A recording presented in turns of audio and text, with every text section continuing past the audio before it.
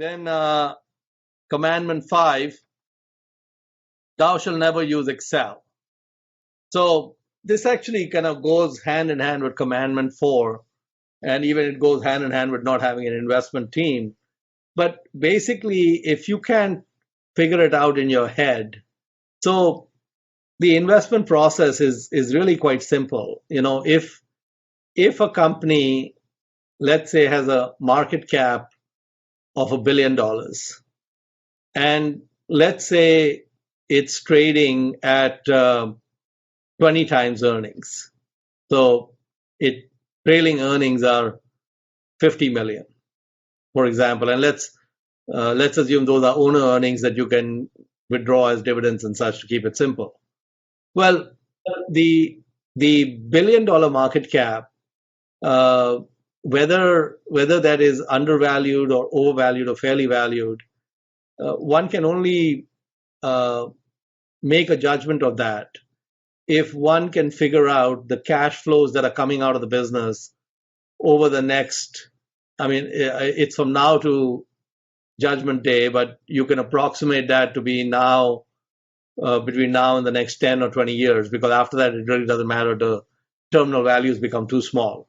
And so if this business is trading at 20 times earnings, and if earnings are expected to grow at, let's say, 10 or 15% a year, then what you can do, and if you have a very high degree of conviction that 10 or 15% rate of earnings growth is sustainable for a very long period of time, maybe 15 or 20 years, then you can actually, run the math. You can say, okay, year one, the earnings are 50 million. Year two, the earnings are 60 million. Year three, the earnings are, if you're growing at 20%, but if you're growing at 10%, 50, 55, 60 and a half, 66 and change, and just keep going from there. And then you have to discount each of those by your expected rate of return. So for example, if I want a 20% rate of return on this investment, I have to start discounting those future cash flows at that 20% rate. And then I have to, because if I'm getting 55 million a year from now, my cost of capital is 20 million. So that 55 million is really worth like 44 million because I'm not getting it today. And so as I discount all those future cash flows and run those numbers, it will be very hard to get to 1 billion because the earnings are growing at 10%, but your expectation is 20.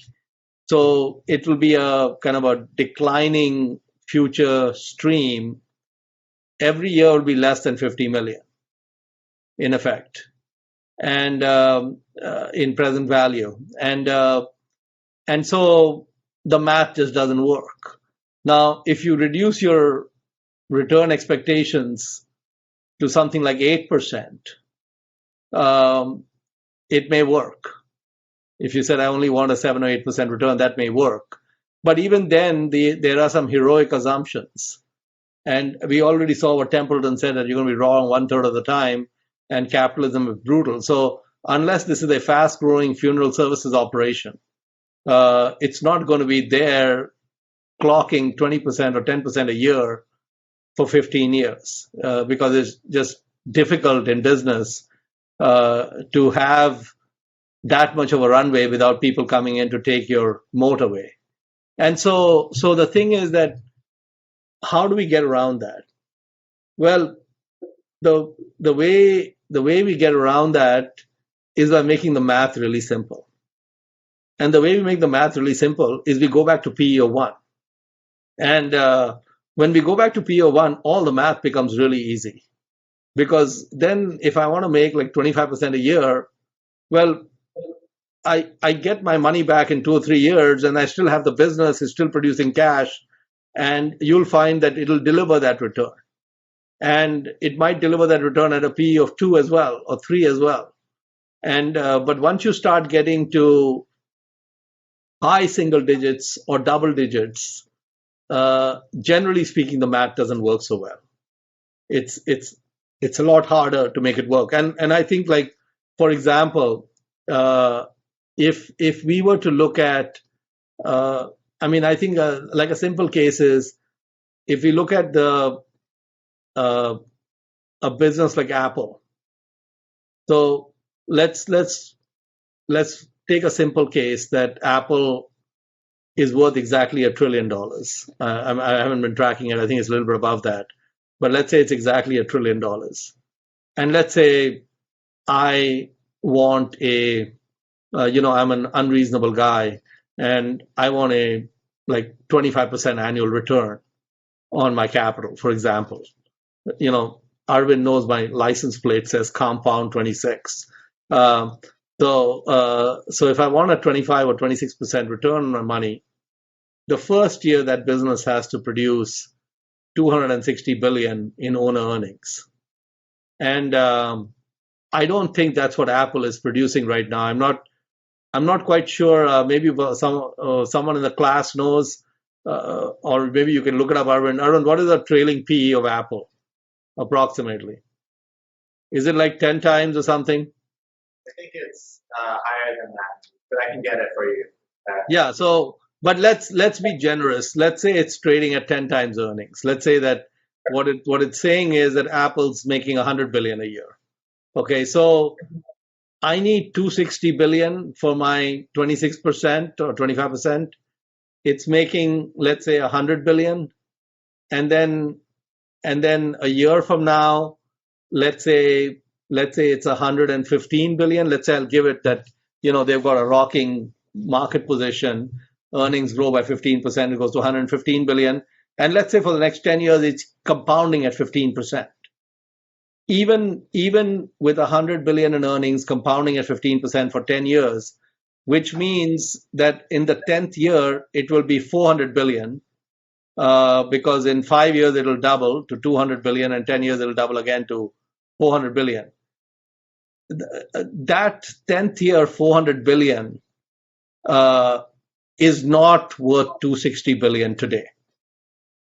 Because when I discount that at the 26% rate, it will go down below 100, because it's just it needs to be doubling every 3 years and such. So anyway, the bottom line is that if your return expectations are something like 7% a year, and Apple is growing at 6-7% a year or something, it may work.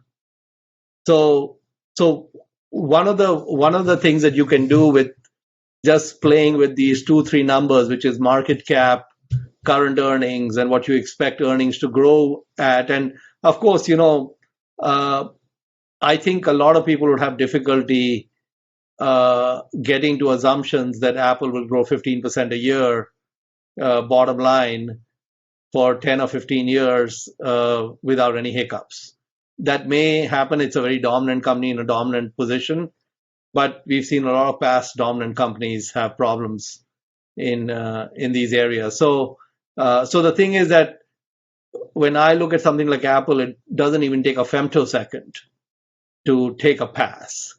And now, if we had Apple at something like 3 times earnings, like $1 trillion market cap, making 350 billion a year, growing at whatever, 15% or something, even someone like me might get interested. So the thing is that a PE of 3 on Apple might get me excited, and a PE of 10, not quite as exciting. And so Mohnish, my TA is saying that the PE is closer to 20 times, so you're going to be a lot less excited. Ouch, man, that's so hard. And so the thing is that so if you run the same math, starting at 50 billion, which is where trailing earnings are. And even if you take heroic assumptions of 20% growth, unabated, I still can't get to the promised land. As you know, with the commandments, I've been to the promised land, but I can't get to the promised land with it. So that was the fifth commandment: "Thou shalt never use Excel."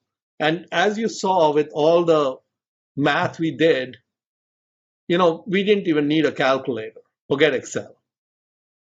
We just did it in our heads. So there is no need for Excel. And if you find yourself reaching for Excel, what that means is you take a pass. It's an automatic pass the moment you feel, oh, I need Excel to figure this out. If you need Excel, it means you need to take a pass. If you can't do the math on the fingers in one hand, you need to take a pass. If you're going to two hands, there's a problem. You need to be doing the math with one hand and no calculator and what's between your ears. That's it. Like I said, these are all things that Arvind will never talk to you about. It's only me and you that can talk about such things.